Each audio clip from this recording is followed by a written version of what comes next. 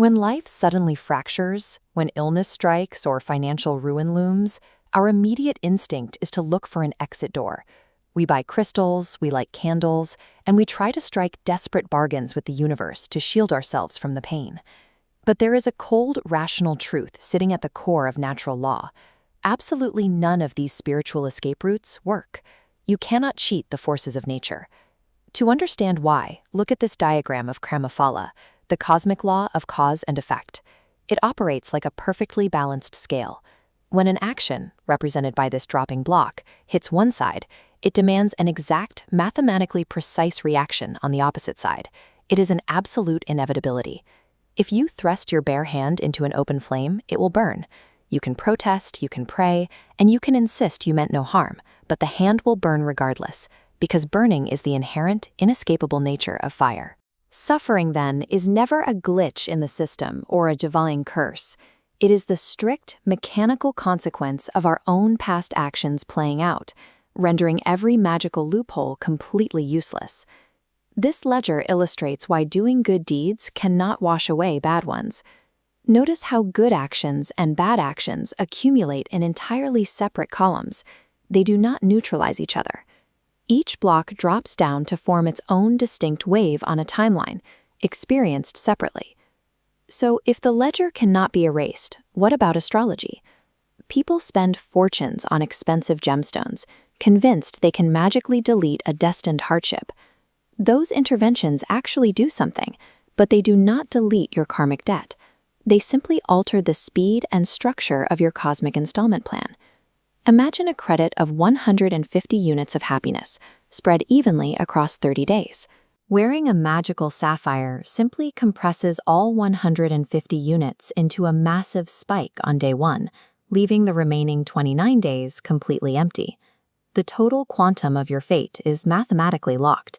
You can stretch a painful debt into tiny, unnoticed micropayments over a decade, or you can suffer it all at once, but every single cent will be paid in full. This rigid accounting system completely dismantles the mainstream concept of prayer. When you ask a supreme entity for a favor, when you beg for money or health, you are implicitly accusing that entity of making a mistake. You are telling the universe its cosmic distribution is flawed, and it has been unfairly partial in keeping you deprived. Even singing hymns of praise operates on this same flawed logic. It is merely disguised flattery, a tactical maneuver to butter up the creator in hopes of securing a VIP exemption from natural law. If prayer is ineffective, if gems only reschedule pain, if good doesn't cancel bad, how do we navigate this existence?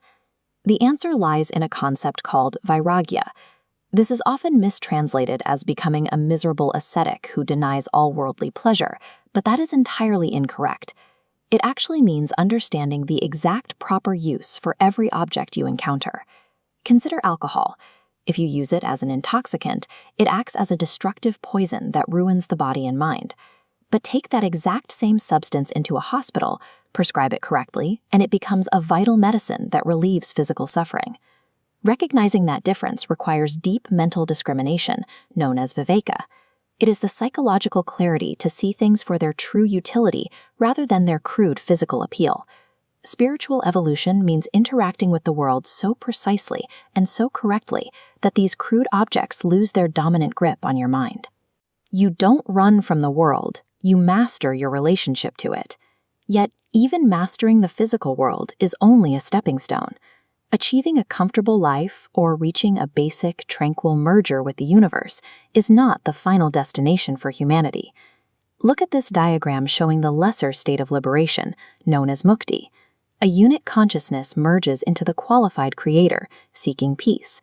But because it merges into an entity that is still actively generating thought waves, it gets thrown right back out, trapped endlessly in the cyclical loop of cosmic creation.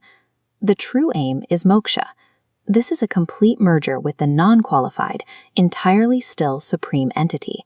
Here, the unit breaks away completely from the cycle of creation, disappearing into a state of absolute, permanent freedom, untouched by the laws of nature. The only mechanism capable of propelling human consciousness to this ultimate state is true devotion, which has nothing to do with begging or flattery. True devotion is the relentless, laser-focused psychological alignment of the mind. It is anchoring your entire existence to a single, overriding thought: I am that. There is a psychological science to this. The human mind literally becomes whatever it fixates upon. If a hypochondriac obsesses over being sick, their mind will eventually manifest physical illness.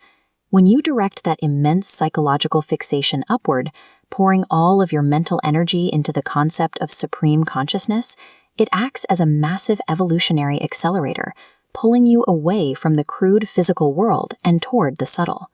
The inescapable reactions of our past are not punishments.